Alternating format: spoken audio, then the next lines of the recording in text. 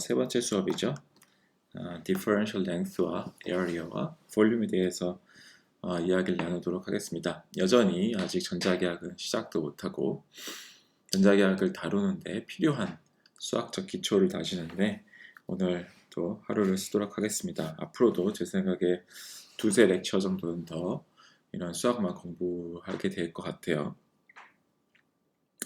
네, 시작하도록 하겠습니다. 우리 기본적으로 오늘 할 거는 여기 제목에 써 있는 대로 differential length와 differential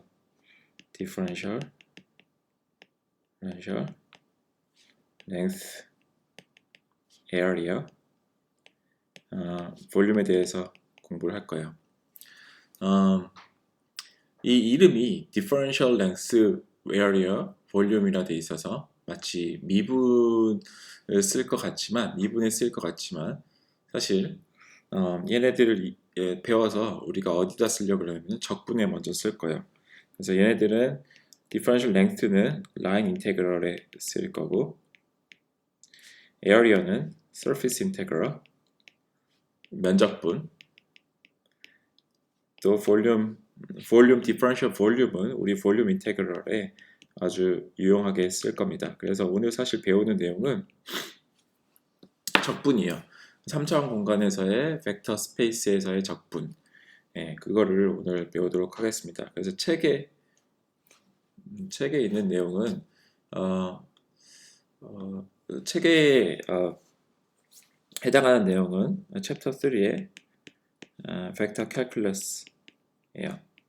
그래서 벡터의 미적분학을 오늘 시간부터 배운다고 생각하면 되겠습니다. 자, 그래서 처음 우선 differential length에 대해서 배우도록 하죠. length. 그 정의부터 하도록 하겠습니다. definition.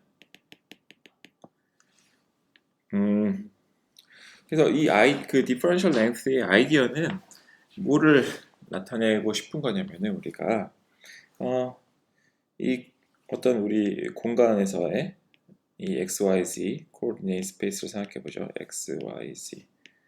우리의 이 공간에서 어떤 작은 그 디스플레이스먼트가 있다고 합시다. 디스플레이스먼트가 한국말로 변위라 그랬죠.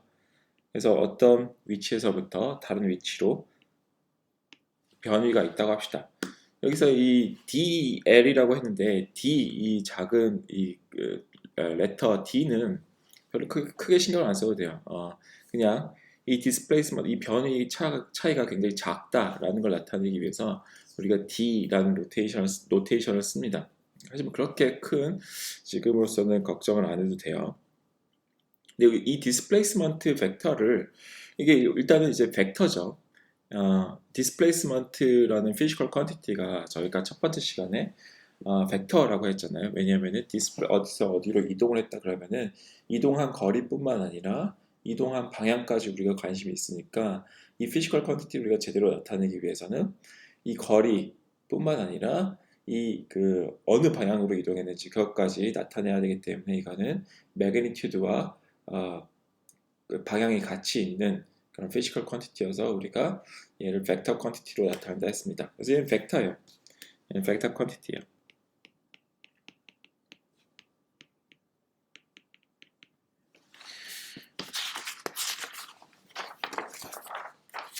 지금 근데 우리가 관심 있는 거는 이 DL을 어떻게 수학적으로 나타낼 것인가 하는 겁니다. 우리가 지금 항상 우리의 이제 공간은 3차원 공간이니까 이 벡터 퀀티티를 나타내는데 당연히 세 개의 오토고널한 그런 벡터의 합으로 나타낼 수 있겠죠, 그죠? 뭐 x 방향 벡터 성분, y 방향 벡터 성분, z 방향 벡터 성분 이렇게 세 개의 합으로 나타내든지 아니면은 다른 뭐 스페리컬 코오디네이트 같은 경우에는 r 성분, 세타 성분, 파이 성분을 나타내든지 이런 식으로 우리가 분할해서 표현할 수 있을 거예요. 그래서 제일 처음에 얘는 그래서 DL은 summation of 3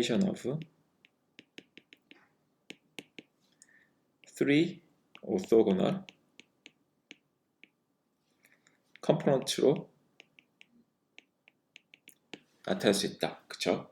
너무 당연한 얘기죠. DL이. 그래서 렉탱귤러 코디네이트부터 해보면은 뭐 렉탱귤러 코디네이트 예를 들면서 해보죠. 렉탱귤러 코디네이트 같은 경우엔 DL을 우리가 이런 식으로 쪼개서 쓸 수 있을 거예요. 이게 항상 그리기가 좀 어려운데 DL, DX, DY 이렇게 해서 잘 그릴 수 있나 봅시다. 그쵸? 이렇게 그릴 수 있겠죠.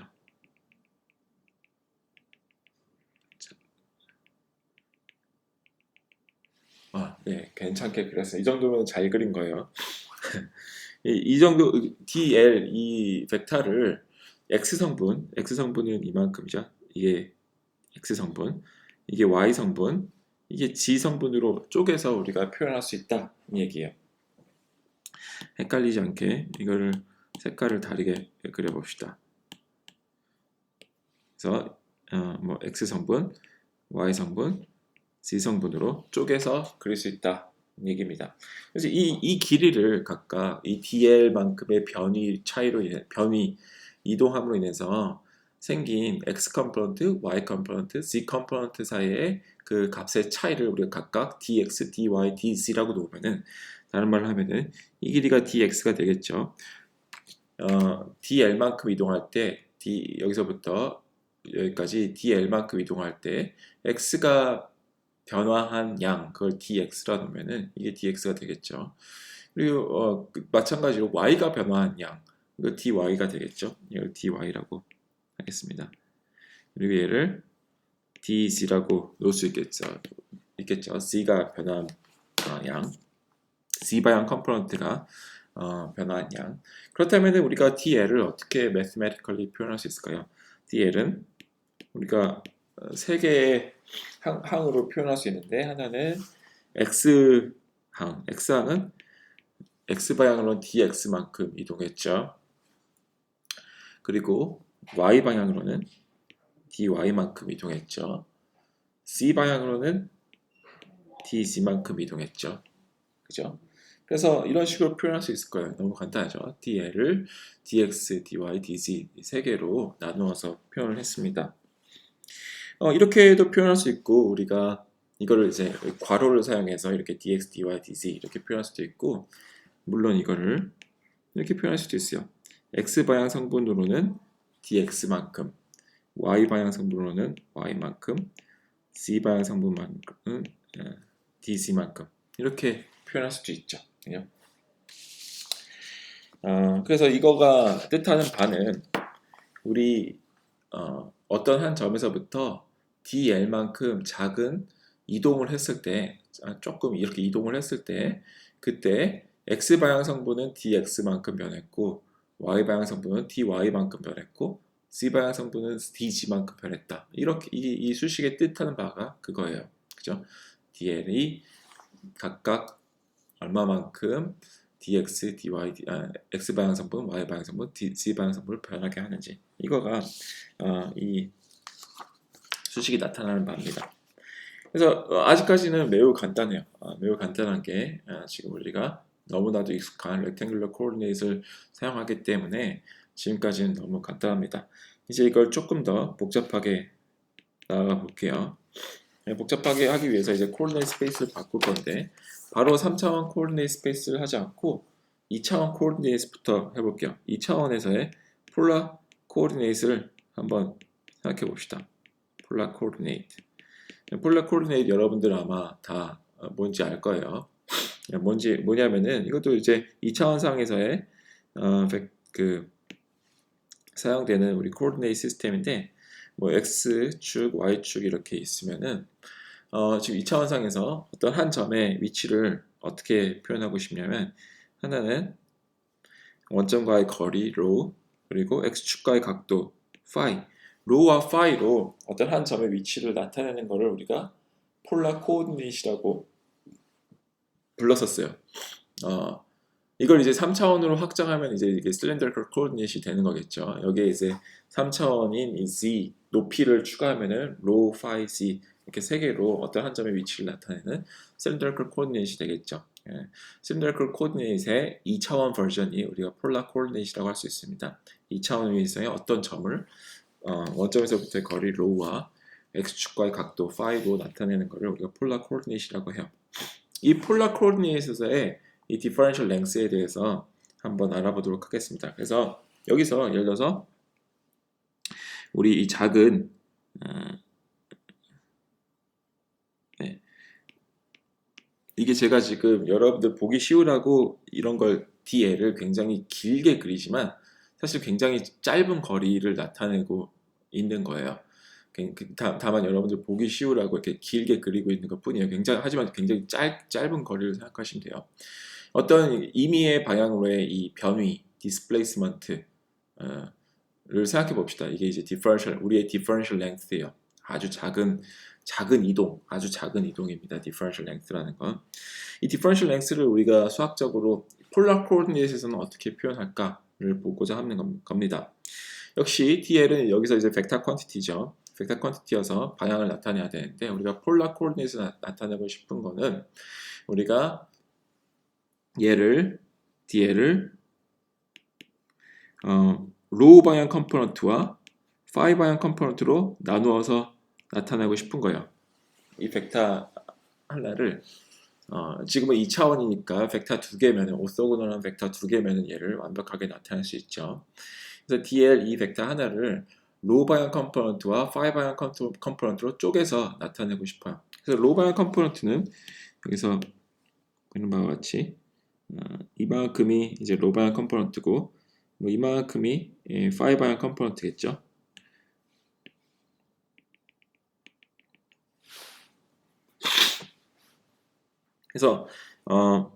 그래서 사실 이 길이가 여기에 들어와야 될 거고 이 길이가 여기에 들어와야 될 거예요. 그리고 아까와 마찬가지로 우리가 여기서 dx, dy, dz라는 표현을 썼잖아요. 그 dx는 다시 말하자면 우리가 dl을 이렇게 작은 이동 dl을 하는 동안에 x 컴포넌트가 바뀐 양, 그걸 우리가 dx라고 그랬고 y 컴포넌트가 바뀐 양을 dy라고 그랬고 z 컴포넌트가 바뀐 양을 dz라고 그랬잖아요. 마찬가지로 우리가 생각을 해보죠. 여기서 L 이 작은 거리만큼 이동하는 동안에 로우가 바뀐 양을 우리가 d 로우라고 하겠습니다. 그러면은 우리가 이만큼이 d 로우겠죠? 그죠? 여기서부터 여기까지 이동하는 동안 로우가 바뀐 양은 d 로우 이만큼이잖아요. 그죠? 마찬가지로 d 파이를 우리가 얘기하고 싶어요.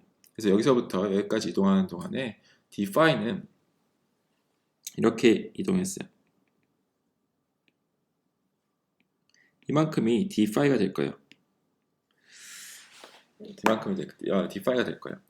사실 더 정확히 얘기하자면 우리가 여기서부터 여기까지 이걸 d 파이라고 하는 것이 더 맞겠죠. 맞을 거예요. 얘가 d 파이가 아니냐, 첫 번째 얘가 아니라 얘가 아니냐 라고 여러분들이 생각할 수 있는데 네, 맞는 얘기예요.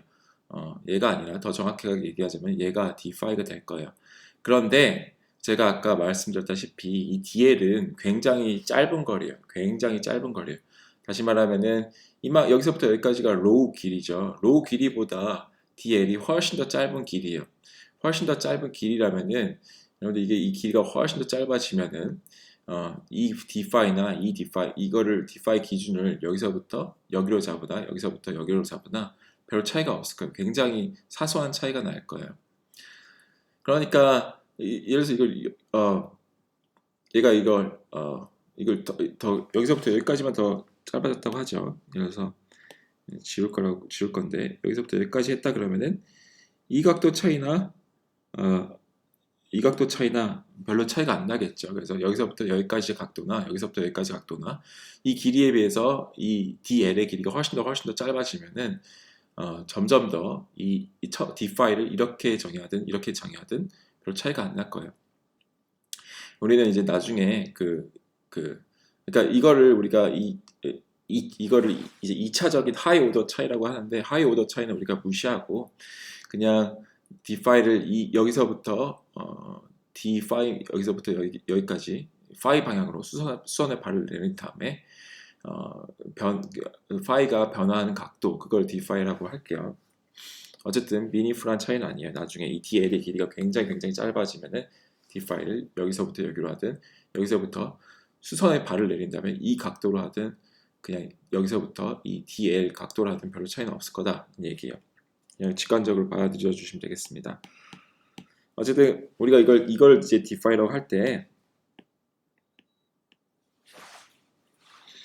그럴 때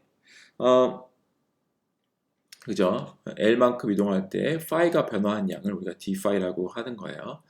그러면은 우리가 지금 dl을 결과적으로 로 방향 컴포넌트와 파이 방향 컴포넌트로 나누어서 생각하고 싶은데 각각의 길이를 적어줘야 되는 거죠. 그래서 로 방향 성분은 얼마만큼이 될까요? 로 방향 성분은 이 길이가 d로였으니까 여기에 d로가 될 거예요. 그래서 dl은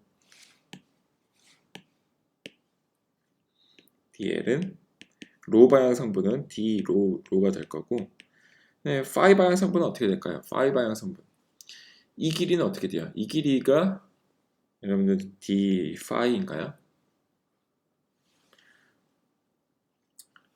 이 길이가 d 파이인가요? 아니죠. d 파이는 이 각도를 말하는 게 d 파이죠. 이 길이는 뭐로 우리가 근사할 수 있을까요? 어떻게 근사할 수 있냐면은 이 길이 곱하기 이 각도가 될 거예요. 이 길이 곱하기 이 각도가 이 길이일 거예요. 그죠? 그래서 얘를 d파이로 하는 것보다 로 곱하기 d파이로 해야지 그 근사가 맞을 거예요. 여기서도 여러분들 이런 생각을 할 수 있어요. 이게 왜 이 파란색 선분 길이가 왜 로 곱하기 d파이냐?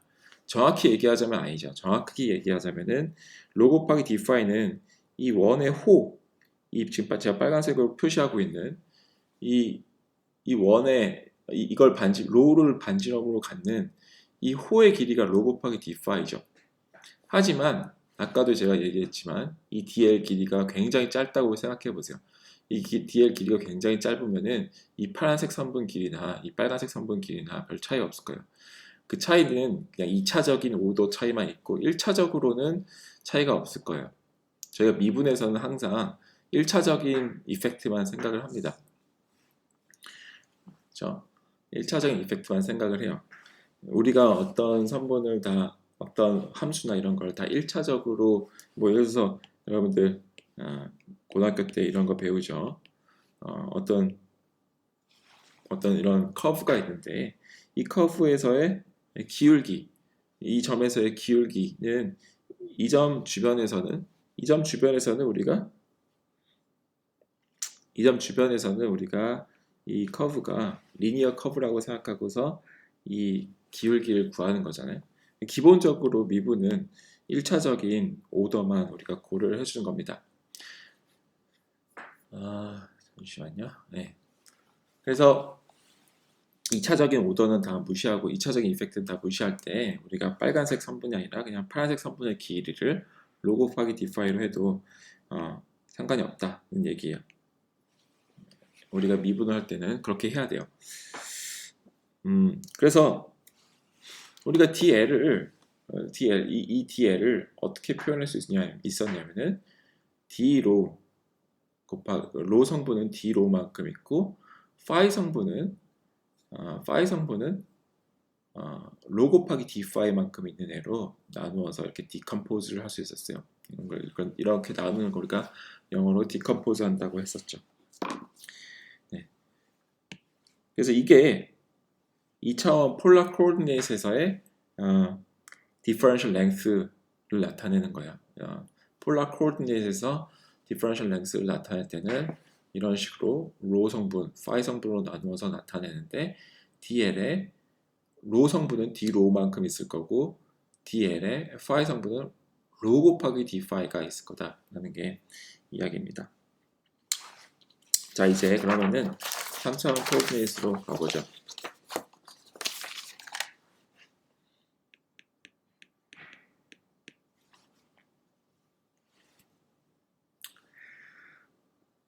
(3차원의) 이제 cylindrical coordinate에서의 differential length를 어떻게 표현하는지 알아보도록 하겠습니다.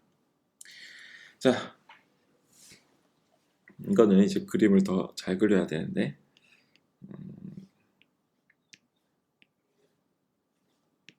사실 또 x, y, z가 있고 여기에서의 어떤 한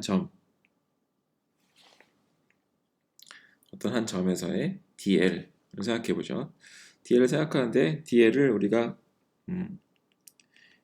그릴 때 dl부터 그리는 것보다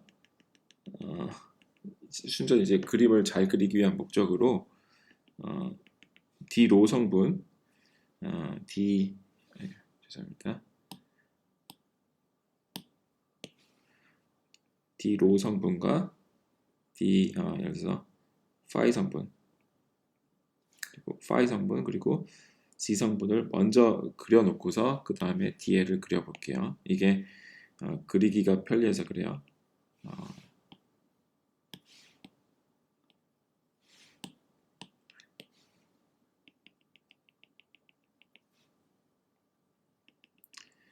잘 그려보도록 하겠습니다.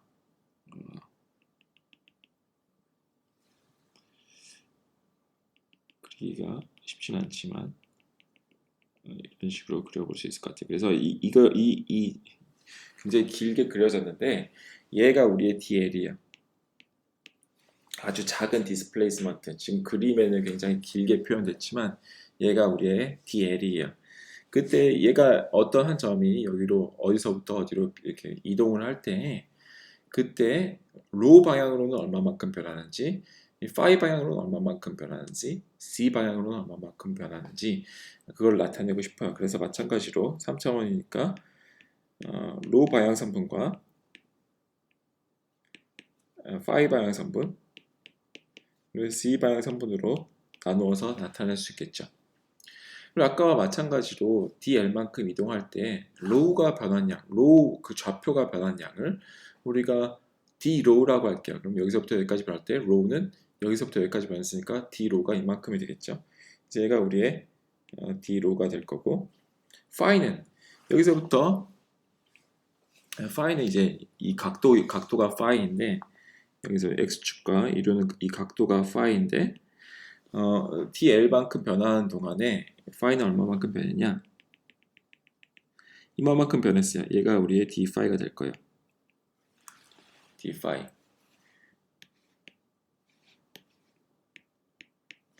c는 이만큼이 c겠죠. dl만큼 변할 때 c는 요거만큼 변했죠.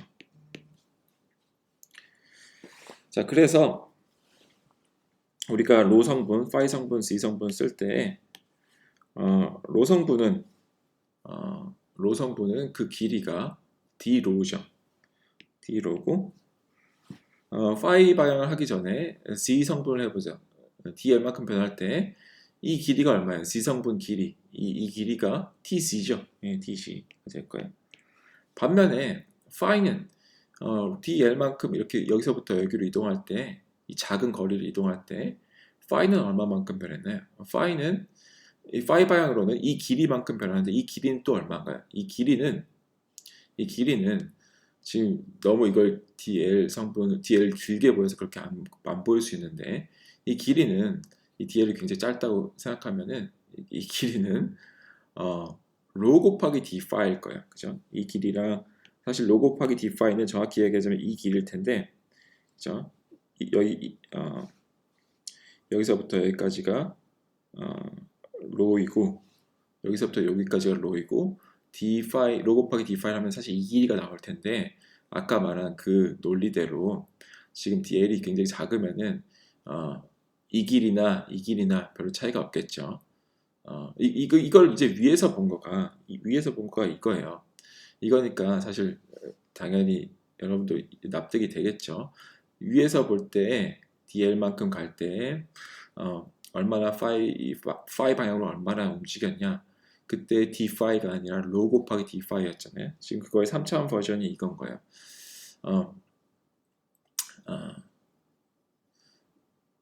그렇죠.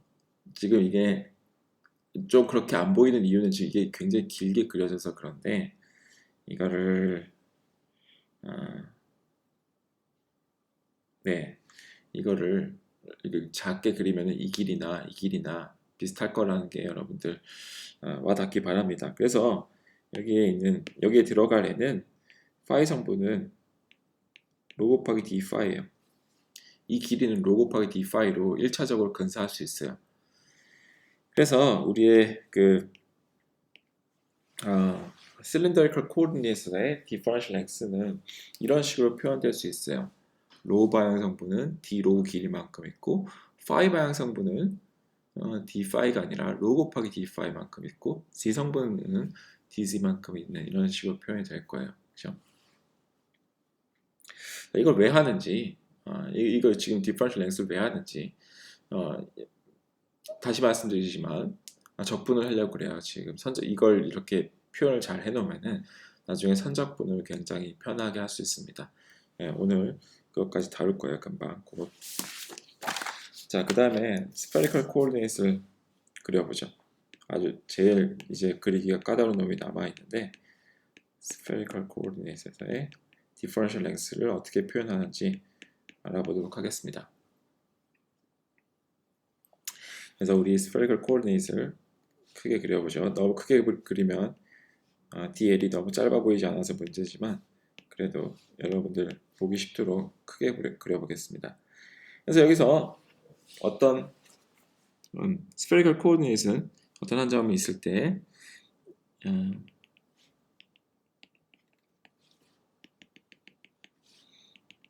원점에서의 거리 r과 이 각도 세타 그리고 이 각도 파이 혹은 이 각도가 이 각도랑도 같죠. 여기서 이렇게 원을 그려서 x축과 이루는 각도, 이 각도도 우리가 파이라고 할 수 있겠죠. 네, 어떤 그림인지 보이시나요? 이게 이렇게 구 표면이에요. 네, 구 표면에 지금 spherical coordinate를 그린 것입니다. 자, 여기서 우리 어떤 DL을 또 생각해 보죠. DL을 생각할 때 DL을 우리가 spherical coordinate에서 표현하고 싶어요. 그러면 DL을 우리가 R 성분과 파이 성분과 세타 성분, R 성분, 세타 성분, 파이 성분으로 나누어서 표현할 수 있겠죠. 그래서 보면은 여기서 보면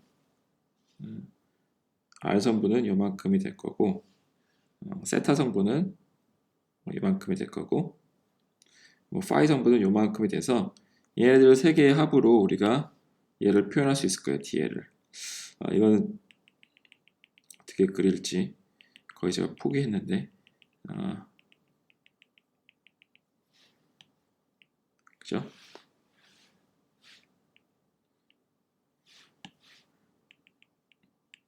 자, 어떻게 되는지 보이죠? DL 이 성분을 이 벡터를 R 성분, 세타 성분, 파이 성분으로 나누어서 표기를 한 거예요. 자, 그래서 여기서도 마찬가지로 DL을 우리가 R 성분으로는 얼마만큼 갖고 있는지 파이 성분으로는 얼마만큼 갖고 있는지 더하기 죄송합니다.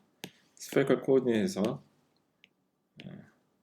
순서가 R 세타 파이죠. 그래서 R 성분을 얼마만큼 갖고 있는지 이 길이가 될 거고 세타 성분은 얼마만큼 갖고 있는지 이 길이가 될 거고 파이 성분은 얼마만큼 갖고 있는지 이 길이가 될 거예요.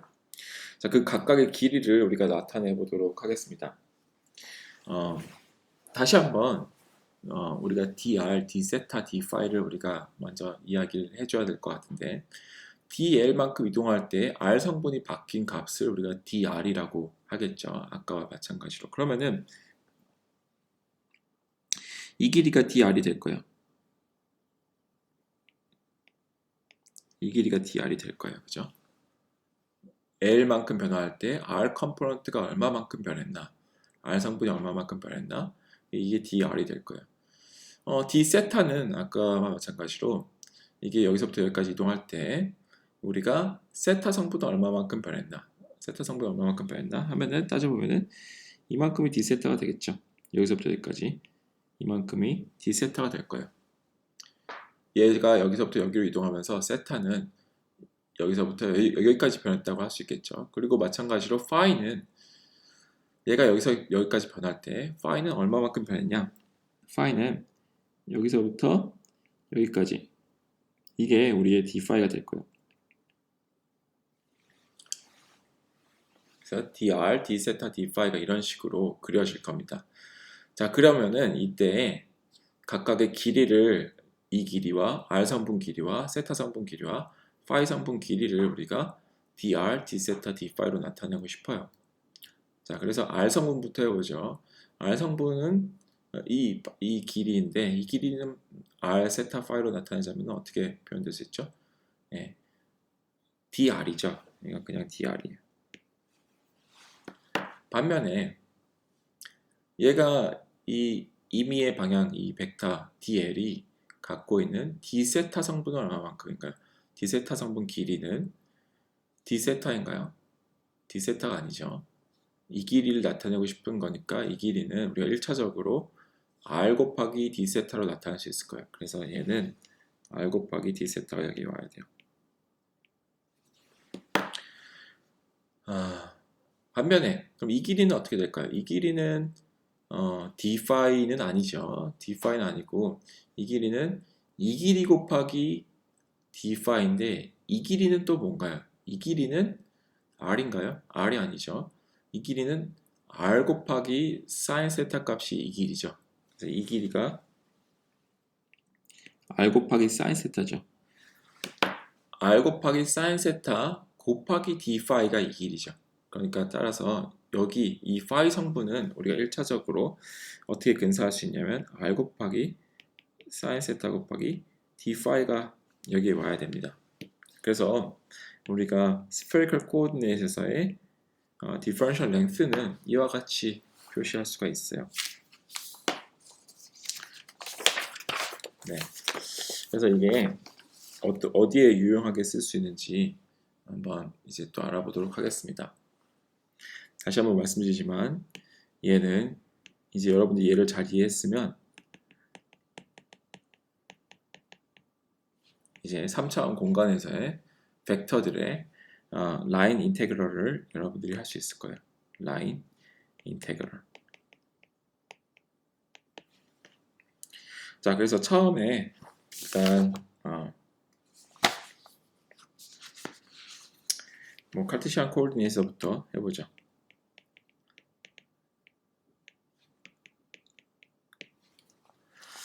네, 그래서 우리가 지난 시간에 어떤 예를 들었었냐면은 렉처 2에서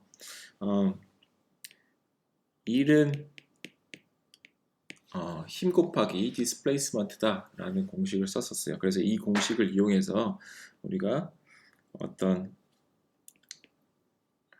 이렇게 경사면에 이렇게 물체가 있을 때 이 물체를 우리가 F라는 힘으로 끌 때 이 F라는 힘으로 끌고 이 물체가 길이 L만큼 이동할 때 여기서부터 여기까지 처음에 얘 초기 속도가 0이었다면은 이 물체가 지금 받는 힘이 우리가 밖에서 주는 F라는 힘과 또 중력 mg가 있을 텐데 이렇게 F라는 힘을 줄 때 그리고 거리가 L만큼 이동할 때 이 L만큼 이동한 후에 여기서의 속도가 얼마가 될 것인가, 속력이 얼마가 될 것인가를 우리가 저번 시간에 에너지 보존 법칙을 이용해서 구했었어요. 그리고 그때 사용했던 거가 우리가 이 힘이 얘한테 해준 일의 양을 구할 때 우리가 F와 L 사이에 내적을 이용해서 표현을 했었죠. 그렇죠? 이 힘 F와 L과의 내적이 이 L이라는 거는 지금 여기서부터 여기까지의 디스플레이스먼트 벡터예요. 이 F와 L과 내적을 통해서 우리가 얘한테 해준 일의 양을 우리가 계산을 했었어요. 근데 이때는 이렇게 할 수 있었던 게 얘가 여기서부터 여기까지 이동하는 동안에 이 변이 벡터 여기서부터 여기까지 이동하는 동안에 이 변이 벡터의 방향이 항상 일정했죠. 항상 일정했죠. 그러니까 여기서도 이 점에 있을 때도 이 순간 이 물체가 어디로 이동하고 있냐 그러면은 이 L 방향으로 이동하고 있고, 좀 지나서 여기에서도 우리가 얘가 지금 어디로 이동하고 있냐를 하면은 이 L 방향으로 이동을 하고 있어요. 그러니까 이렇게 그 변이 벡터들이 각 순간순간마다 이 변이 벡터들이 다 그냥 똑같은 방향이어서 이렇게 하나의 컨스턴트로 나타날 수 있었는데, 만일 이 변이하는 방향이 그때그때 시시각각 달라지면 어떨까요? 그러니까 지금은 이 직선 운동을 하고 있으니까 그 방향이 일정하지만, 어떤 물체가 이동하는데 이 물체가 이런 식으로 곡선 운동을 해서 시시각각 얘의 변이 벡터 혹은 속도 벡터가 이렇게 변하고 있다면은 이런 식으로 쓸 수가 없을 거예요. 그래서 그런 경우에 우리가 표현해야 될 그 more general expression, 더 일반적인 expression of work, 일반적으로 더 우리가 사용할 수 있는 일에 대한 식은 이렇게 될 거예요. dw는 f 곱하기 dl, 이런 식으로 표현이 될 거예요. 이게 무슨 말이냐? 내가 아까처럼 제가 말한 것처럼 어떤 물체가 일정한 방향으로 이동하지 않고 이와 같은 경로를 따라서 이동한다고 합시다. 여기서부터 여기까지 이렇게 곡선 운동을 한다고 하면은, 그리고 제가 뭐 여기서 이렇게 끈으로 F라는 힘으로 얘를 뭐 끌고 있어요. 끈이든 뭐든, 끈이 있든 없든 어쨌든 F라는 힘으로 얘를 끌고 있거나 밀고 있거나 하면은, 이 F가 이 물체가 여기서부터 여기까지 이동하는 동안에 이 F가 해준 일의 양을 구하고 싶다. 그럼 어떻게 해야 되냐?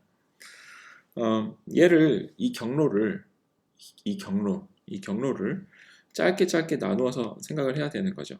짧게 아주 잘게 나누어서 여기서부터 여기까지, 예를 들어서 여기서부터 여기까지 해준 일량, 그러니까 다시 설명할게요. 여기서부터 여기까지 해준 일의 양을 우리가 뭐 D 델타 I1, 델타 W1이라고 합시다. 그리고 그 다음 구간, 여기서 해준 일의 양 델타 W2, 여기서 해준 일의 양 델타 W3, 이렇게 구간별로 잘게 나눠서 뭐 i번째 있는 구간을 델타 WI라 그러고, 맨 마지막에 있는 구간에서 해준 일의 양을 델타 WN이라고 한다면은 총 일의 양은 각각의 일의 양을 i는 1부터 n까지 더한 거가 될 거예요. 그리고 각각의 이 델타 WI는 어떻게 쓸 수 있을 거냐면은, 각각의 델타 WI는 얘가 이때에서의 힘을 F라고 한다면은, 이 F 곱하기 이 여기서 여기까지의 변위, 여기서 여기까지의 변위를 우리가 델타 L이라고 합시다. 그러면은 델타 WI는 F 곱하기 내적 곱하기 델타 L로 쓸 수 있을 거예요. 자, 이때 이 델타 L, 이거는 괜찮은 근사겠죠. 왜냐면은 지금 사실 이것도 줌을 쭉 해보면은, 줌을 쫙 해보죠. 줌을 쭉 하면은 얘도 사실 여기에서의 힘의 양과, 얘가 딱 여기서부터 여기까지 했었던 이때의 힘 양과, 여기서부터 여기까지의 힘의 양과, 여기서부터 여기까지의 힘의 양이 서로 다를 수 있을 거예요. 이걸 뭐 F1, 2, 3라고 합시다. 이걸 DL, 델타 L을 세 등분했을 때 얘를 F1, F2, F3라 할 텐데, 하면은 F1, F2, F3가 뭐 시시때때로 바뀔 수 있으니까 조금씩 다르겠죠. 다르겠지만 만약 이 델타 L이 굉장히 짧다면, 이 델타 L이 굉장히 짧고 그 델타 L이 굉장히 짧기 때문에 이 물체가 여기를 정말 순식간에 지나갔다 하면은 F1과 F2, F3는 거의 같다라고 근사할 수 있겠죠. 그래서 이 델타 WI, 그 말은 여기서부터 여기까지 지나가는 동안에 이 힘이 얘한테 해준 일의 양은 우리가 사실 그러니까 이렇게 근사할 수 있을 거예요. 이런 식으로 근사할 수 있을 거예요. 그죠? 이거는 괜찮은 근사일 거예요. 왜냐면은 F1과 F2나 F3가 그렇게 크게 다르지 않을 거기 때문에. 그런데 만일 이 F와 이 F는 분명히 다르겠죠. 왜냐하면 여기서 이제 거리가 이렇게 멀리 떨어져 있고 시간적으로도 차이가 있을 거기 때문에 어, 이 이걸 다시 F 뭐 1 그러고 이걸 F2 슈퍼스크립트라 그러면은 F1 슈퍼스크립트와 F2 슈퍼스크립트는 분명히 다를 거예요. 왜냐하면 거리도 이렇게 떨어져 있고 시간도 이렇게 있기 때문에. 그래서 이렇게 구간을 나누어서 각각의 구간에서 해준 일의 양을 더해줄 때 그때 각각의 구간에서 이 대표값을 F로 해서 이렇게 표현하자라고 하는 거죠. 근데 이 구간 내에서는 그냥 이 대표값만 사용해도 그렇게 크게 틀리지 않을 거다라는 얘기예요. 이 대표값이랑 이 F1, F2, F3는 조금씩 다르겠지만 그 정도 차이는 이 델타 L이 작아지면 작아질수록 우리가 무시할 수 있을 거잖아요. 그러니까 우리가 W를 아까 i는 1부터 n까지 델타 wi였는데 얘는 i는 1부터 n까지 f 곱하기 dni로 써도 무방할 거예요. 이게 그러니까 근사가 되겠죠. 여기서는 1차적으로 맞는 근사가 될 거예요.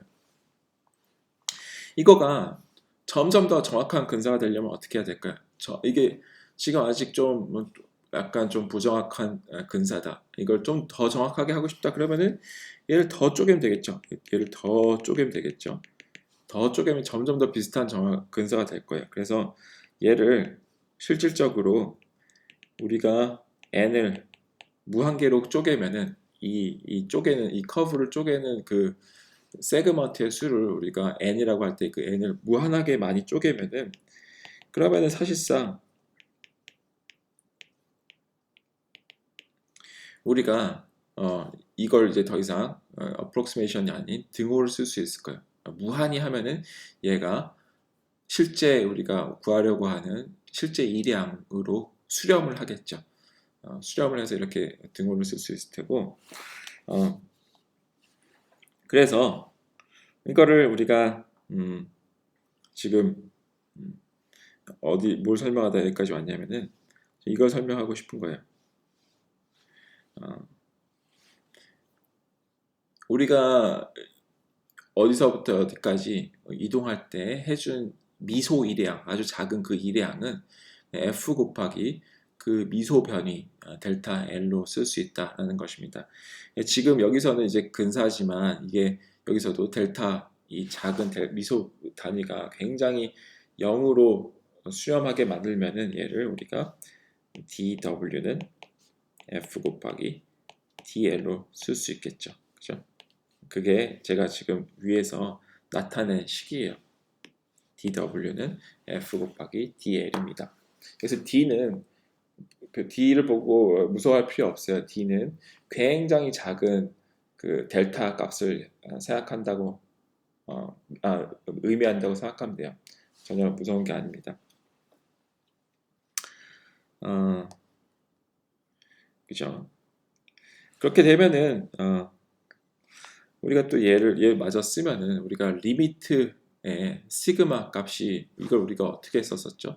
우리가 옛날에 배운 거 떠올려 보면은 우리가 어떤 그 x, y인데 얘는 이제 fx라는 함수예요. 이 함수의 이 너비를 구하고 싶으면은 얘를 우리가 이렇게 잘게 나누어서 다 더해줬잖아요. 이 델타 x만큼 나누어서 잘게 더해줬잖아요. 델타 x가 작으면은 지금 하고자 하는 게 fx 델타 x를 다 더해주는 건데 이 델타 x가 그렇게 작지 않으면은 이게 우리가 구하려고 하는 넓이와 이 넓이를 우리가 S라고 하면은 S와 좀 차이가 있겠지만 얘를 우리가 이 각각의 델타 X를 무한히 작게 가져가면은 이걸로 수렴을 했었죠. 그리고 이걸 어떻게 표현했었죠? 우리가 이게 적분의 표시죠. 적분의 뜻이죠. 우리가 서메이션을 하는데 서메이션을 무한히 작은 것들의 합으로 서메이션을 한다 그러면 그게 적분이었죠. 그래서 우리가 이 아래의 면적을 이런 식으로 fx의 적분으로 구할 수 있었잖아요. 여기서도 마찬가지로 똑같은 로테이션입니다. 똑같은 리미트 시그마를 우리가 수학적으로 어떤 노테이션을 쓰냐면 적분이라는 노테이션을 써요. 그래서 리미트 시그마 델타 L은 여기서 D로 바뀌고 죄송합니다. 여기서 델타 L은 델타가 아주 작아지면 작아질수록 이게 D가 되는 거였죠. 델타 X는 DX로 되는 거였죠. 그래서 여기서 델타 L은 DL로 우리가 표시를 하고 내적은 그대로 있고 F 이렇게 쓰는 게 우리 선적분이에요. 라인 인테그럴이에요. 그래서 적분은 다른 게 아니라 그냥 서메이션입니다. 아주 작게 나눠서 더하는 걸 우리가 적분이라고 이해를 하시면 돼요.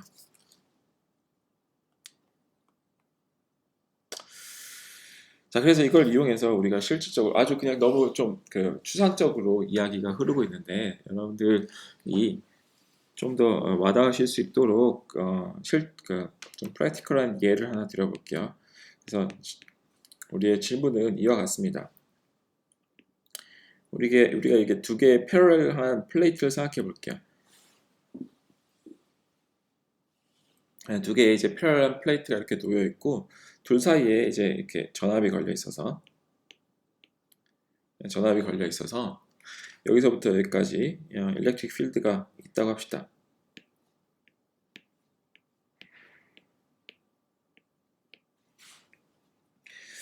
근데 우리가 편의상 이 방향을 Z라고 놓고 우리가 괜히 네거티브한 지금 그러면 일렉트릭 필드가 네거티브한 Z 필드의 성분을 가질 텐데 굳이 네거티브한 성분을 우리가 소개할 필요가 없기 때문에 우리가 방향을 바꿔주도록 하죠. 볼티지가 이렇게 걸려 있으면 일렉트릭 필드가 이제는 아래에서 위로 생길 거예요. 왜냐하면 일렉트릭 필드는 전압이 높은 곳에서부터 아래쪽으로 생기기 때문에 일렉트릭 필드는 이와 같이 생길 거예요. 여러분들 이런 내용이 우리가 이제 전자기학 시간에서 배울 내용이에요. 좀 더 이제 자세히 배울 내용인데 이 정도는 아마 대학 물리 시간에 배웠을 거라 생각해서 어느 정도 안다고 가정하지만 모른다 하더라도 크게 걱정할 건 없어요. 지금 얘기하고 싶은 거는 어떤 일렉트릭 필드가 있다라고 합시다. 일렉트릭 필드가 C 방향 성분으로 놓여 있어요.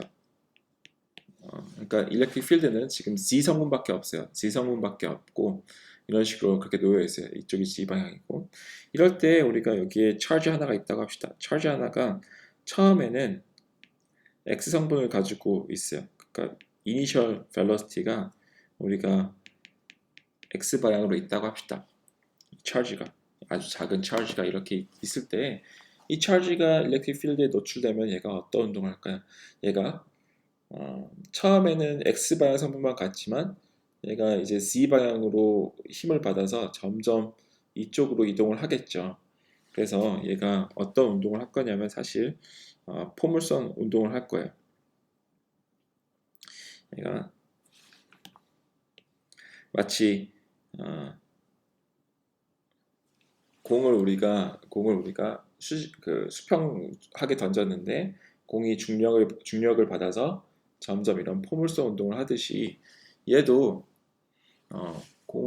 차지가 처음에 이렇게 이동하는데 얘가 수직 방향으로 전기력을 받기 때문에 그거에 의해서 점점 Z 컴포넌트가 생겨서 Z 컴포넌트 속력이 점점 커져서 이런 식으로 포물선 운동을 할 거예요.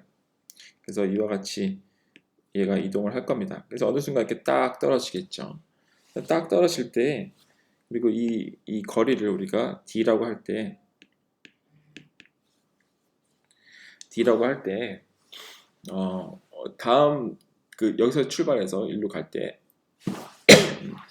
이 맞은편 플레이트에 도착할 때의 얘의 속도를 알고 싶어요. 그 속도를 알고 싶다고 합시다. 그 이니셜 벨로시티는 Vx였어요. 이니셜 벨로시티는 Vx였는데 점점 C 성분이 생겨서 이쪽으로 갔을 때는 좀 다른 속력이 되겠죠. 그 속력을 크기를 알고 싶어요. 그걸 우리가 어떻게 구할 수 있을까요?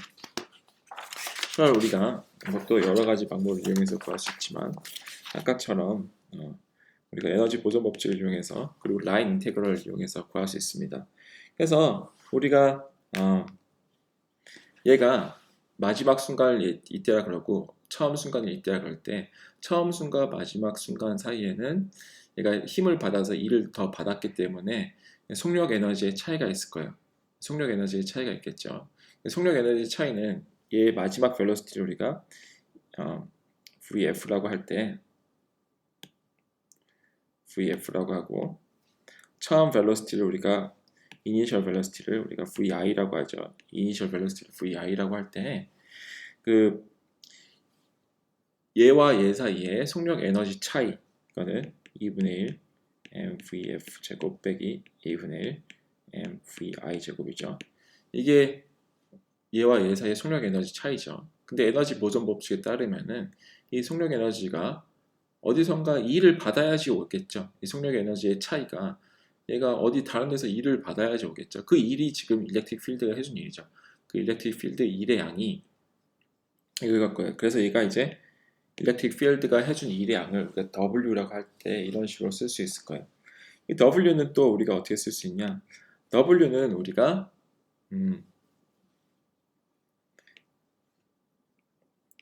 이 작은 differential work의 합으로 쓸 수 있겠죠. 이니셜부터 파이널까지의 differential work의 합이라고 쓸 수 있을 거예요. 다시 한번 얘는 이 적분은 그냥 합을 나타내는 것 뿐이에요.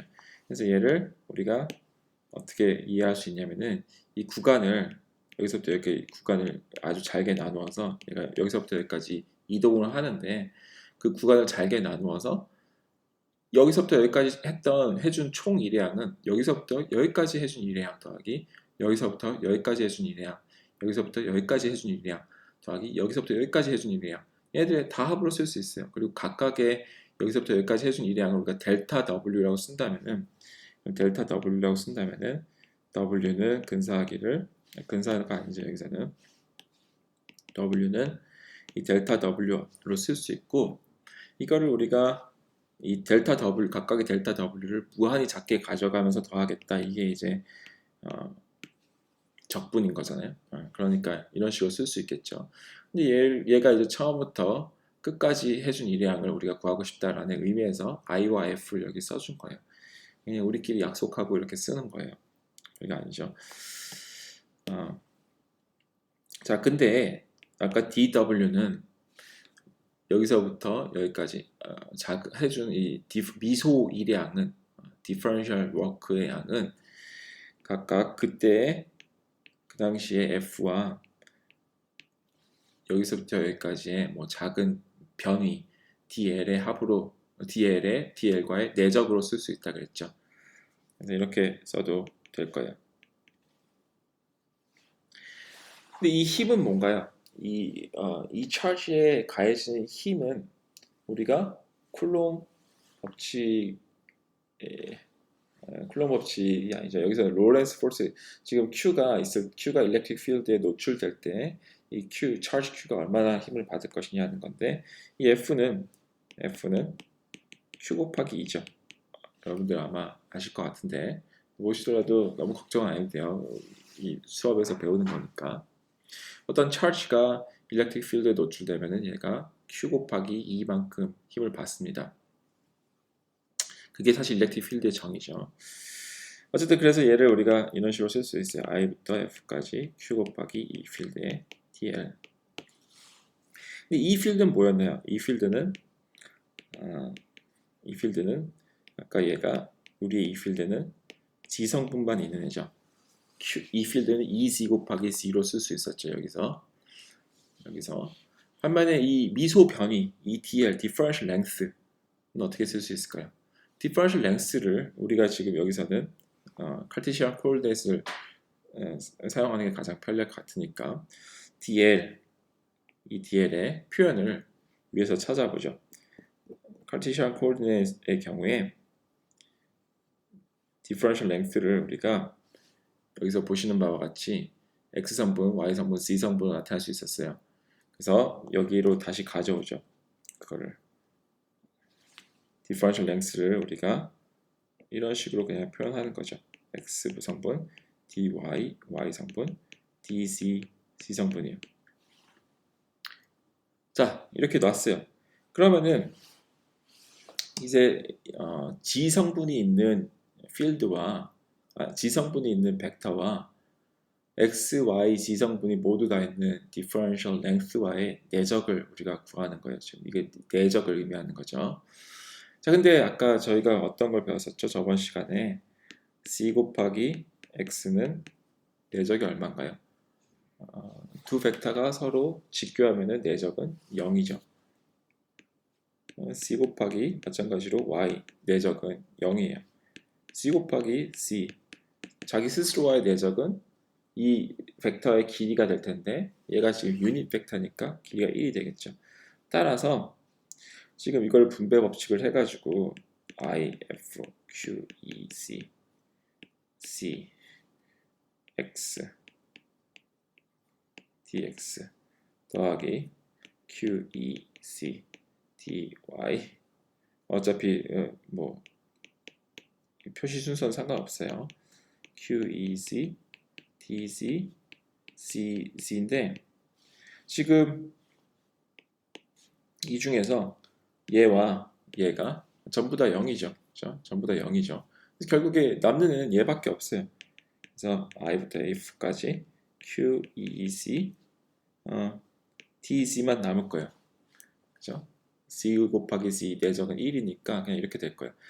자, 그래서 우리가 원래 지금 이거는 지금 벡터와 벡터 사이의 내적의 적분이었어요. 아주 좀 무섭죠. 여기에 이제 DL도 있었고 벡터와 벡터인데 이 중에서 하나는 이제 differential length라는 아주 작은 그 크기를 뜻하는 것도 있었어요. 그래서 좀 우리가 알지 못하는 거였죠.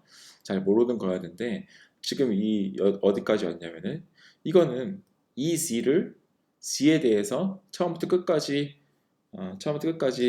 그냥 적분하라는 거예요. 이때 C의 범위는 어딘가요? 이제 C의 범위를 우리가 여기에 명시해 줄 수 있는데 C는 여기가 C 값을 여기가 기준을 0이라 넣고 여기가 D라고 하면은 우리가 기준을 C 값은 I부터 F가 아니라 0부터 D까지 변하는 밸류다 라고 명시할 수 있겠죠. 자, 이 적분이에요. 이 적분 너무 우리가 쉽게 할 수 있는 적분이죠. 지금 이 C는 지금 컨스턴트잖아요. 여기서부터 여기까지 이 C 값은 일렉트릭 필드 값은 일정하잖아요. 그러니까 지금 얘는 뭐냐면은 C에 대한 적분인데 C에 대해서 얘가 상수인 거죠. 그러니까 얘는 밖으로 튀어나올 수 있고 둘 다 상수니까 0부터 D까지 C에 대해서 적분하는 거예요. 이 값이 뭔가요? 이 값은 그냥 상수를 적분하는 거니까 얘는 함수가 C가 될 거고 얘를 0부터 D까지 해주는 거니까 Q, E, C 곱하기 D가 될 거예요. 이게 우리가 이 일렉트릭 필드가 이 차지에 해준 일의 양입니다. Q, E, C 곱하기 D가 해준 일의 양이에요. 따라서 우리 파이널 벨로시티는 어떻게 구할 수 있을 거냐? 이 식에서 이 식을 이제 가져와서 2분의 1 mvi 제곱 더하기 w인데 w가 qec 곱하기 d죠. 얘 m 여기 죄송합니다. 이 m을 해주고 여기에 스퀘어 루트를 씌워준 거가 우리의 파이널 벨로시티가 될 거예요. 네. 자, 이게 우리 선적분 카르티시안에서의 선적분이야. 실린더리컬 코오르디네이트에서도 우리가 마찬가지로 할 수 있습니다.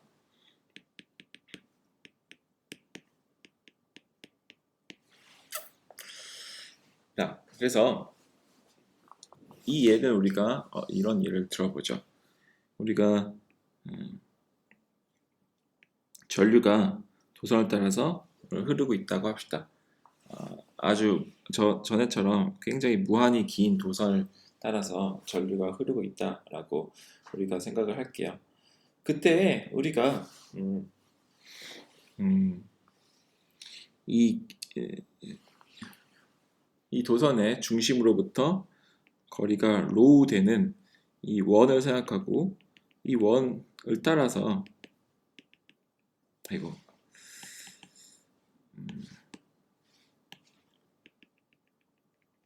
이 원의 이 뭐라 하죠? 원의 둘레를 따라서 이 뭔가 좀 해보려고 그래요. 뭘 해보려고 그러냐면은 이 커런트가 이렇게 흐른다면은 우리가 이걸 알죠. 커런트가 직선을 따라서 흐르면은 얘가 이 주변에 매그네틱 필드를 발생시키죠. 매그네틱 필드를 우리가 발생시키는 걸 압니다. 그리고 그 매그네틱 필드를 발생시키는 방향은 우리가 오른손을 이용해서 구할 수 있었어요. 그래서 보면은 얘는 이 커런트는 이 방향으로 이 도는 방향으로 매그네틱 필드를 발생을 시켜요. 이렇게 도는 방향으로 이 주변으로 전선을 주변으로 이 도는 방향으로 매그네틱 필드를 발생시키는데 그 크기는 이 매그네틱 필드의 크기는 우리가 이 도선으로부터 멀어지면 멀어질수록 비례해서 약해져요.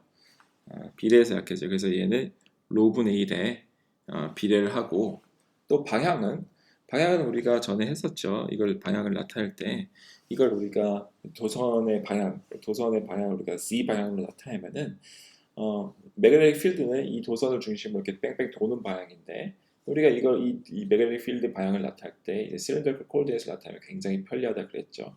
그럼 그냥 파이 방향이 매그네틱 필드의 방향이 되죠. 방향은 파이이고 그 크기는 이 거리에 비례하고 거리에 반비례하고 이 전류 크기에는 비례해요. 그래서 전류가 크면 클수록 매그네틱 필드가 더 강하게 생깁니다.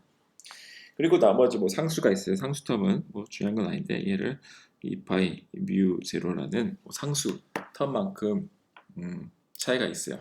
그래서 매그네틱 필드는 발생한 매그네틱 필드는 이 거리에 반비례하고 이 매그네틱 그 커런트 크기에는 비례하고 그 방향은 이 회전하는 방향, 파이 방향으로 생기게 됩니다. 자, 이때 누군가가 여러분에게 이거를 물어본다고 하죠. 이 매그네틱 필드 값을 우리가 이 라우트, 이 아까 제가 설명한 이 원의 라우트를 우리가 L이라고 할 때 원의 둘레를 우리가 라우트를 할 때 원의 둘레를 따라서 선적분한 거 이 값을 누가 물어본다고 하죠. 이게 왜 궁금할까? 이게 뭐가 중요할까라고 생각이 지금 될 수 있지만 이게 사실 굉장히 중요한 결과예요. 이 매그네틱 필드 값을 이 주변 매그네틱 필드 값을 우리가 어떤 원을 따라서 도선을 중심으로 하는 이 원을 따라서 적분을 했더니 어떤 결과가 나오더라. 이게 되게 중요한 결과거든요. 나중에 배우겠지만 어쨌든 이걸 우리가 구해본다고 하죠. 이걸 어떻게 구할 수 있을까? 이게 얼마일까? 이게 질문이에요. 매그네틱 필드를 이 원의 둘레를 따라서 선적분하면 어떻게 될 것인가? 이 의미부터 다시 또 생각해 보죠. 이게 적분의 의미, 선적분의 의미. 지금 이 선적분의 의미는 뭐냐면은 이 라우트 L이라는 건 이 원의 둘레예요. 이 원의 둘레를 잘게 나눈다는 거예요. 잘게 나눠서 그러니까 얘의 의미는 이 라우트를 따라서 매그네틱 필드를 이 지금 라우트의 회전 방향과 내적을 해서 다 더해주겠다는 얘기예요. 그래서 그걸 이렇게 설명해 보면은 이 라우트를 또 이렇게 잘게 나눈 다음에 죄송합니다. 잘게 나눈 다음에 여기에서의 매그네틱 필드는 이 방향이겠죠. 여기서의 매그네틱 필드는 이 방향이에요. 이 방향과 라우트의 회전 방향, 이 라우트의 회전 방향도 이 방향이죠. 이 라우트의 회전 방향도 마찬가지로 여기서도 DL도 이 방향이에요. 그래서 DL을 이라 하지 말고 여기서는 델타 L이라고 합시다. 왜냐면은 잘게 나누는데 잘게 나눈 거가 아주 무한히 작게 나누진 않았으니까 이걸 델타 L이라고 하죠. 여기서부터 여기까지 델타 L. 그러니까 B와 델타 L을 내적을 한 다음에 이거를 각 세그멘트별로 다 구한 다음에 여기서도 그러니까 B 곱하기 델타 L을 구하고 여기서도 B 내적 델타 L을 구하고 여기서도 B 내적 델타 L을 구한 다음에 싹 다 더하라는 거예요. 싹 다 더하라는 거가 이 뜻의 의미입니다. 이거가 이제 이거를 무한히 작은 구간에 대해서 리미트 델타 L i를 다 0으로 각각의 델타 L 0, 이 길이를 무한히 작게 가져갈 때 얘의 의미가 B를 적분하는 의미예요. B를 이제 differential area length를 곱하면 주면서 적분하는 의미예요. 다시 한번 말씀드리자면 적분은 다른 게 아니라 그냥 서메이션이에요. 서메이션을 아주 잘게 나눈 다음에 더한다는 얘기입니다. 근데 특별히 여기 같은 경우에는 이 원의 둘레를 다 돌면서 원의 둘레를 딱 돌면서 다 더해주는 거잖아요. 이렇게 닫혀 있는 원을 따라서 이런 선적분을 해주는 거인데 그럴 때 우리가 특별히 여기에 이런 동그라미 표시를 해주기도 해요. 이 적분에 특별히 원을 그려줌으로써 닫힌 원을 그려줌으로써 이게 선적분인데 선적분 중에서도 이 닫힌 원을 통해서 해주는 것이다 라는 걸 강조하기도 합니다.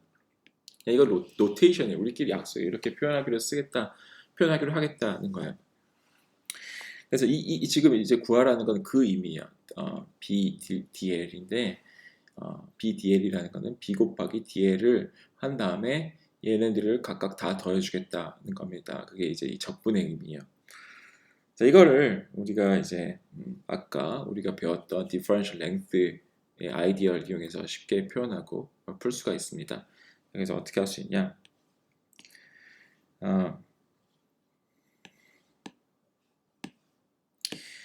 B부터 쓰죠. 매그네틱 필드 우리가 표현을 알아요. 얘는 다른 게 아니라 파이 방향으로만 성분을 갖고 있는 애예요. 매그네틱 필드는 이 경우에 파이 방향으로만 성분이 있습니다. 또 DL은 여기서의 differential length는 우리가 cylindrical coordinate를 쓰고 있으니까 cylindrical coordinate에서의 D length는 얼마에 어떻게 표현됐었나요?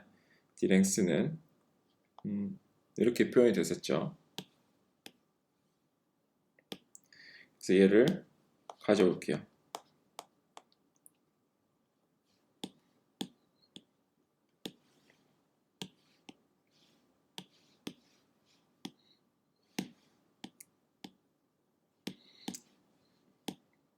자리가 없으니까 좀 좁게 쓰겠습니다.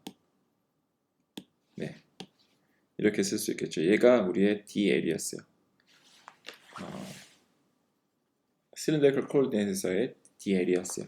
자, 이제 이렇게 써놓고 보면은 우리가 또 뭘 알 수 있냐면은 cylindrical coordinate에서도 마찬가지로 로와 파이는 어떻게 되나요? 90도 각도 이루니까 이 0이죠. 또 파이와 C도 내적을 취하면 0이에요. 파이와 파이는 내적을 취하면 1이죠. 그래서 이 분배 법칙을 따라서 이렇게 다 내적을 해놓고 보면은 결국에 뭐만 남을 거냐? 파이 곱하기 로 없어지고 파이 곱하기 C 없어지고 파이 곱하기 파이만 남을 거예요. 따라서 얘는 우리가 2파이 로 뮤 I 파이 곱하기 파이만 남는데 파이 곱하기 파이도 길이가 1이니까 그냥 얘는 1이죠. 1이고 로 곱하기 d 파이만 남을 거예요. 그죠? 파이 곱하기 파이도 유닛 벡터니까 길이가 1이어서 결국에 얘만 남을 거예요. 그리고 파이는 이제 적분이 어떻게 그럼 간소화됐냐면은 우리가 잘 아는 스케일러 적분으로 어떻게 간소화됐냐면은 이제 d 파이의 범위를 설정해 주면 되는 거죠. d 파이는 우리가 0도부터 360도까지 0도부터 360도까지 다 해주는 거죠. 그래서 라디안으로 치면 0도부터 2파이까지 해주는 거죠. 0도부터 2파이까지 그걸 구해준다는 거예요. 그죠? 자, 그래서 해놓고 보니까 로와 로가 없어지고 여기서 지금 뮤 낫도 얘도 상수이고 2파이도 상수이고 i도 상수죠. 그래서 결국 얘가 다 상수예요. 상수함수예요. d 파이에 대해서 적분을 하는데 얘가 다 파이에 대해서 상수함수니까 결국에 얘도 마찬가지로 뮤0 i 2파이 곱하기 파이만 남는데 파이를 0부터 2파이까지 하는 거죠. 결과적으로 우리가 얘를 선적분을 했더니 한 바퀴를 싹 돌리면서 전부 다 선적분을 했더니 u0 곱하기 i와 같이 굉장히 간단하게 나오더라라는 것을 알 수 있습니다. 이거가 아주 중요한 우리가 나중에 또 돌아올 텐데 아주 중요한 암페어의 법칙이라고 불리는 거예요.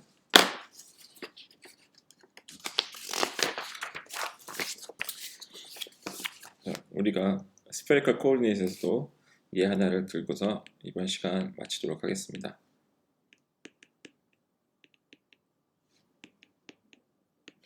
자, 우리가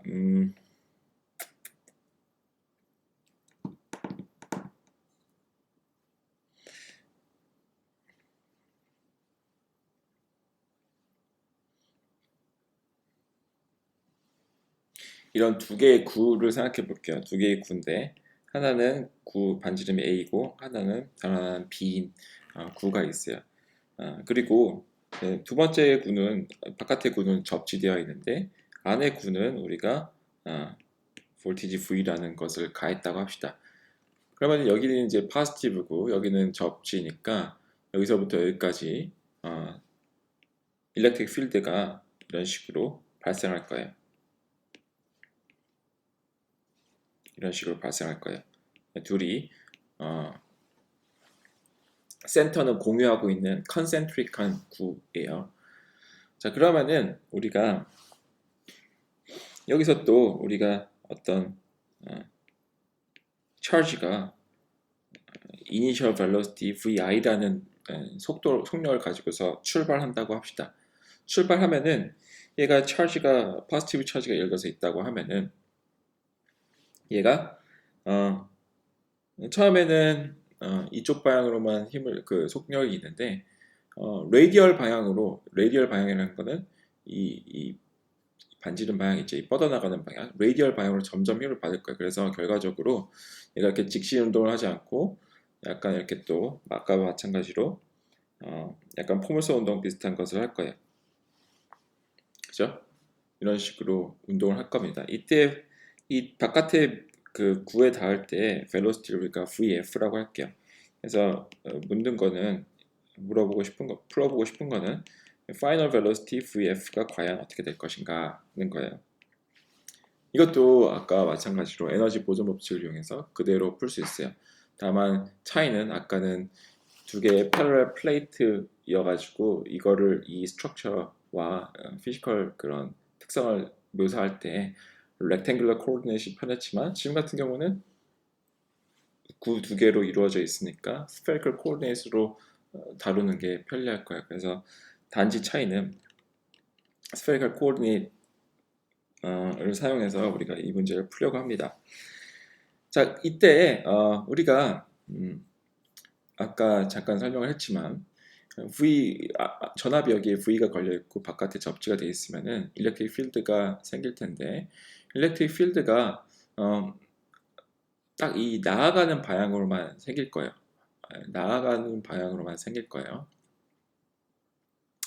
나아가는 방향이 아니라 다른 방향이 있다 그러면은 좀 이상해지는 게 예를 들어서 뭐 일렉트릭 필드가 이런 식으로 있다라고 하면은 뭐가 문제가 되냐면 얘는 지금 이 스트럭처 자체는 그 구형적으로 대칭이네요. 그래서 어, 얘를 딱 C 방향으로 대, 어, C 방향, 이게 C 방향이라 그러면은 C 방향을 축으로 뭐 거울 대칭을 하든 아니면 90도 회전을 하든 뭐 전부 다 똑같은 놈일 거예요. 스트럭처가 전혀 안 바뀔 거예요. 그게 스페리컬리 코 시메트릭하니까 그럴 건데 그런 그 가정에서 생각하면은 얘가 일렉트릭 필드가 절대로 R 성분 외에 다른 성분을 가질 수가 없어요. 예, 그 왜 그런지 뭐 간단히만 살펴보면은 뭐 이런 지금 예를 들어서 어떤 이 지점에서 얘가 R 성분뿐만 아니라 어떤 뭐 세타 성분도 가졌다 합시다. 이게 지금 세타 방향이죠. 세타 성분도 가져서 이렇게 됐다고 해보세요. 이렇게 됐어요. 만약 그래서 일렉트릭 필드가 이렇게 있다 그러면 하면은 그 세타 성분이 있다 그러면은 뭐가 모순적이냐면은 예를 들어서 얘를 우리가 어, 이 면을 대칭으로 이 면을 중심으로 대칭 변화를 해봅시다.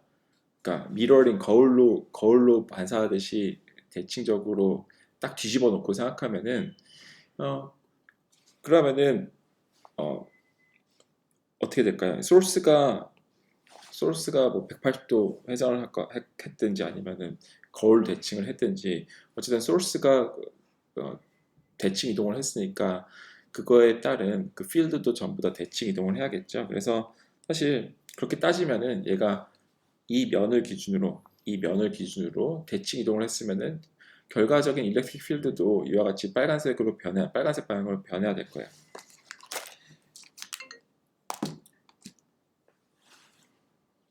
죄송합니다.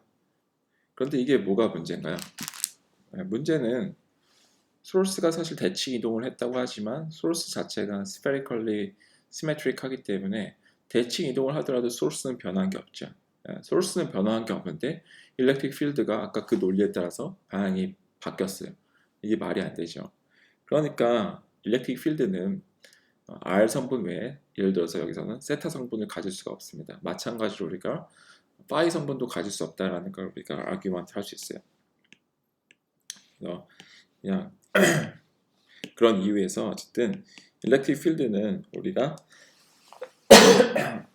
얘와 얘 사이에서 일렉트릭 필드는 R 성분밖에 없어요. R 성분밖에 가질 수 없어요. 세타 성분과 파이 성분을 가질 수 없고 R 성분만 가지는 어,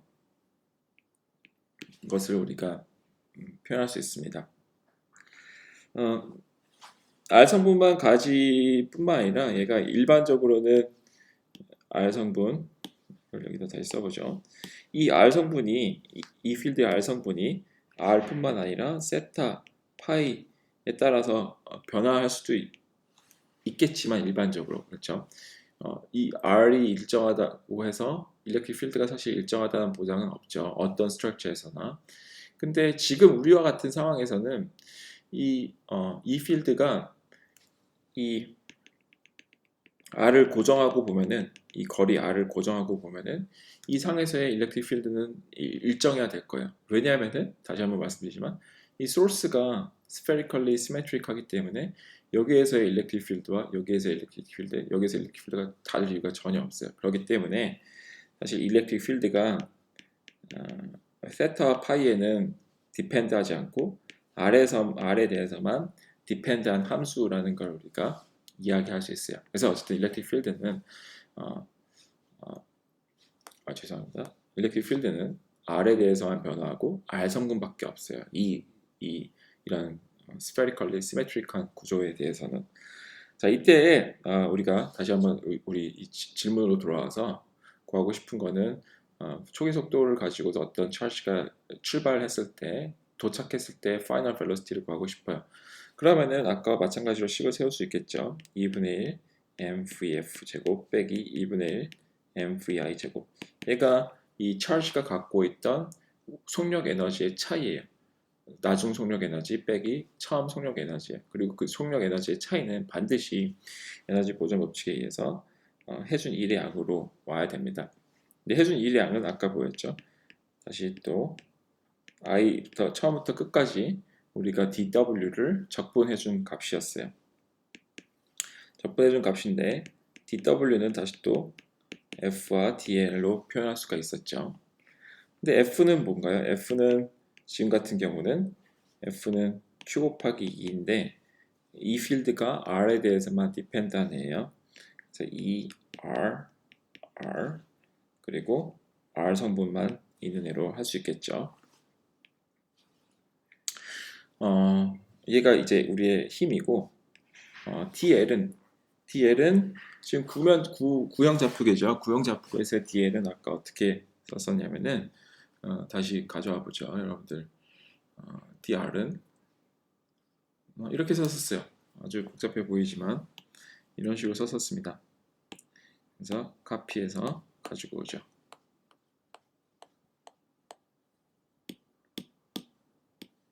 네, 그래서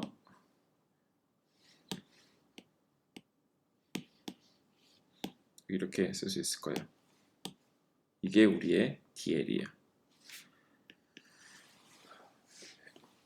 일반적인 differential length예요. 자, 그랬더니 여기서 또 무슨 일이 발생했죠? r과 r 사이에 내적이 있고 r과 세타 사이에 내적이 있고 r과 phi 사이에 내적이 있어요. 그래서 지금 식은 복잡해 보이지만 사실상 얘랑 얘는 다 날라가죠. 왜냐면 r 곱하기 세타도 0이고 r 곱하기 phi도 0이니까.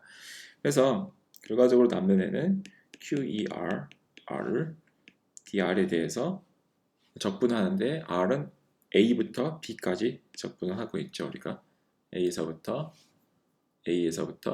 B까지 R을 적분하고 있습니다.